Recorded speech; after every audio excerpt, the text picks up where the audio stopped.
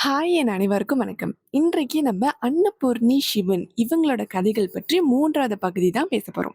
அதற்கு முன்னுக்கு நம்ம பாத்ரகிராஃப் அக்கௌண்ட்ட ஃபாலோ பண்ணாம இருந்தீங்கன்னா, மறக்காம ஃபாலோ பண்ணிக்கோங்க. நீங்க இப்ப இந்த திரையில பார்க்குற புகைப்படம் ஒரு நார்மல் ஃபோட்டோவா இருக்கும். ஆனா, இது பின்னாடி எவ்ளோ பெரிய புராண கதைகள் இருக்குன்னு நான் உங்களுக்கு விளக்குறேன். ஆதியில் பிரம்மனுக்கு 5 தலைகள் இருந்தன. பிரம்மதேவனின் கர்வத்தின் பயனாய் ஈசன் அவருடைய 5வது தலையை கிள்ளி அவன் கர்வத்தை அழித்தார். ஆனால் நான்முகனின் 5வது தலை பிரம்ம கபலமாக மாறி ஈசனின் கரத்தில் ஒட்டிக்கொண்டது. அந்த பிரம்மசஷ்டி தோஷத்திலிருந்து நிவிர்த்தி பெற உலகமெங்கும் அணிந்து பிச்சை பெற்ற போதும் அந்த கபலம் அவருடைய கையை விட்டு நீங்கவே இல்லை.